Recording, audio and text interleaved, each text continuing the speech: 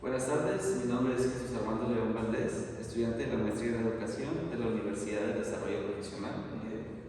El día de hoy vamos a hablar de lo que es la perspectiva en la educación. El término perspectiva es un término, si bien novedoso, que se acuñó en el momento de las guerras, ¿ok? Si bien perspectiva es una vista hacia el futuro, que se miraban los conflictos bélicos.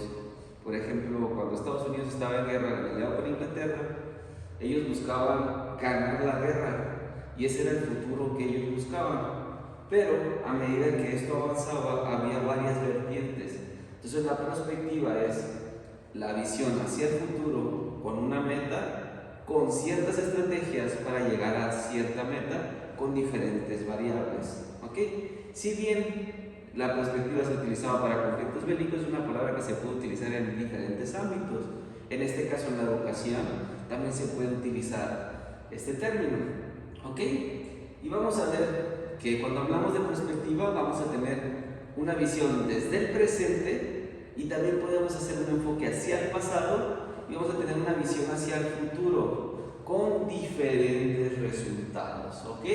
Podemos ver el resultado posible, que sería el resultado tangencial, el resultado común. Si no interferimos en la línea de tiempo, tendríamos un resultado bastante común. ¿Ok?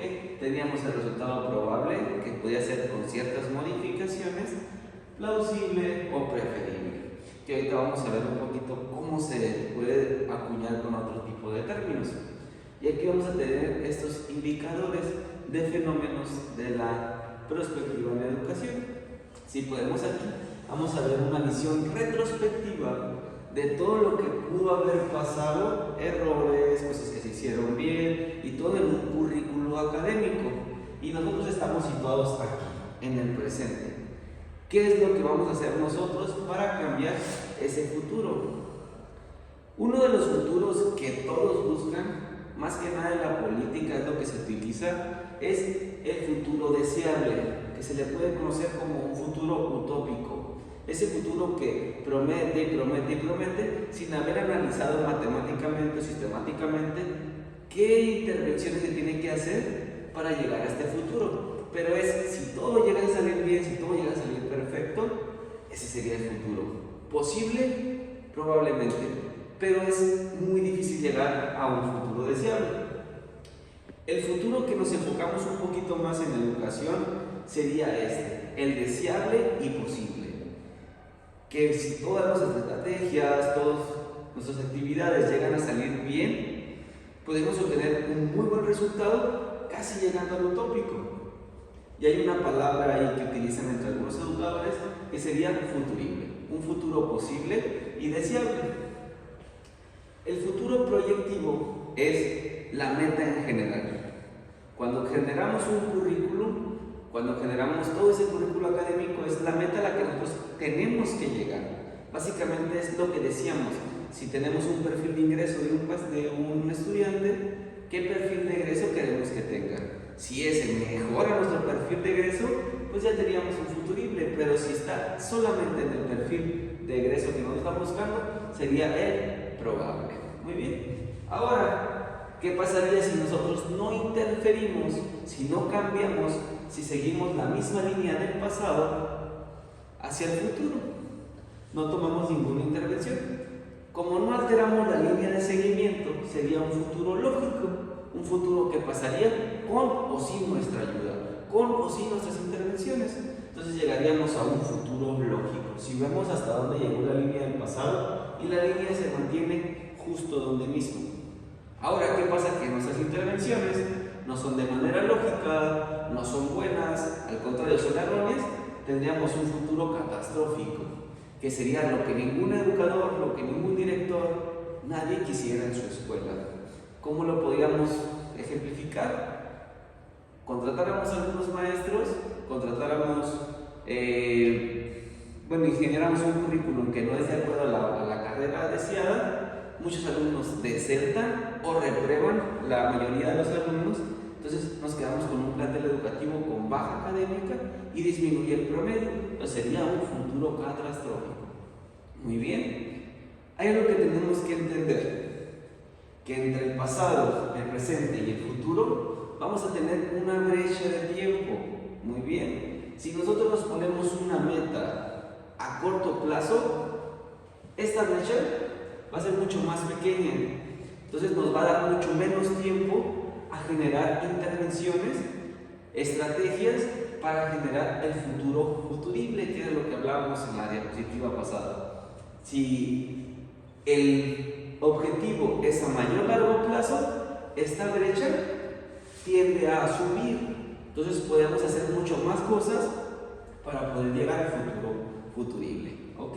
Entonces, si no hacemos casi intervenciones y el objetivo es bastante corto, va a tender a tener un futuro lógico o tendencial, un futuro no cambiante.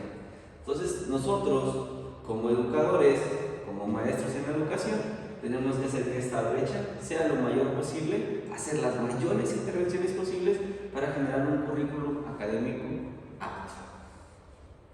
Ahora, ¿cómo esto nos afecta en un futuro? ¿Qué perspectiva se ve en la educación en los próximos 10 años? Entonces tenemos que echar una vista hacia el pasado, que si bien el pasado aún sigue viviendo en el presente, ya que los paradigmas, si bien cambian generación tras generación, muchas veces se quedan algunos rezagos de esos paradigmas. Uno de los más comunes es la educación en jaula. ¿A qué se refiere la educación en jaula? Vamos a ver la siguiente diapositiva. Básicamente es un maestro parado hacia enfrente con un escritorio o una silla diferente de los demás, detonando autoridad sobre los demás. La persona que se encuentra hasta enfrente es la persona que dota de sabiduría a todos los demás.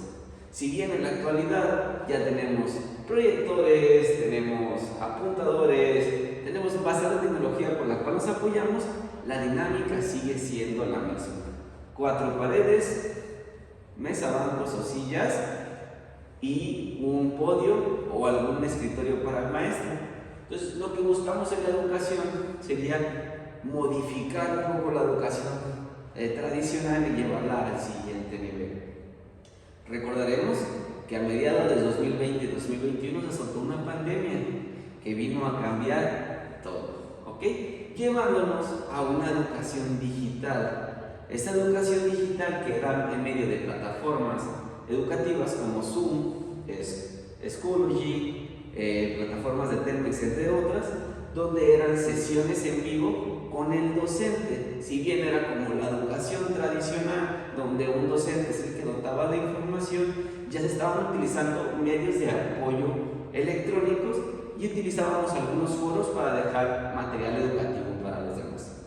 Sin embargo, una desventaja que este método tradicional no tiene respecto a este es la falta de atención del alumnado frente a una pantalla.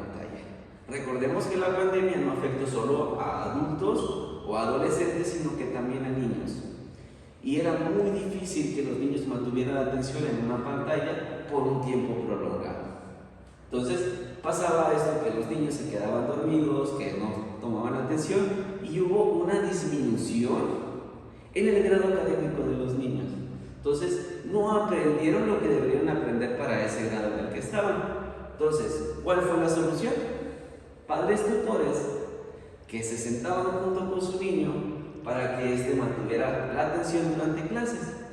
Obviamente, los papás, al ser la fuerza laboral de un país, eso afectaba a su rendimiento laboral. Entonces, había demasiadas carencias. Entonces, ¿la educación digital puede ser una vía? Claro que sí, una educación adulto-adolescente, donde ya haya un cierto interés por la educación. Ahora, hablando de interés por la educación, hay que hablar del sistema autónomo. Cuando las personas toman cursos asincrónicos, diplomados asincrónicos, que ellos los pueden tomar en el horario que ellos gusten. El conocimiento es abierto. Ellos aprenden lo que quieren aprender, ellos toman los cursos que quieren tomar, y es la educación a la que estamos apuntando en algunos modelos educativos. ¿Ok? Podemos ver aquí las diapositivas en la mañana, en la noche, en la tarde. Cada adulto busca su tiempo libre. Por lo general, este tipo de cursos los toman adultos que llegan a tener algún trabajo con el cual financian su vida y pueden tomar estos cursos.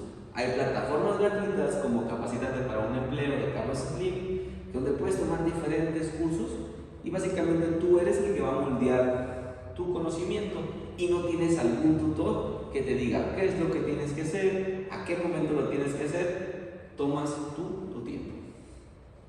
Sin embargo, existe otra modalidad, como es la que tomamos actualmente del e-learning, que es donde a través de una plataforma educativa es sincrónico, porque tienes ciertas metas o ciertos estatutos de trabajos, lecturas, entre más, con apoyo de un docente, pero el cual no te inflige las clases.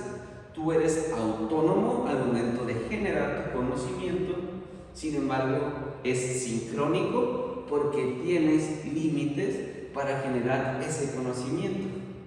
Entonces, tomando la visión a futuro, ¿hacia dónde va la educación en México en los futuros 10 años? Muy probablemente sea apoyado a los medios digitales. ¿Ok?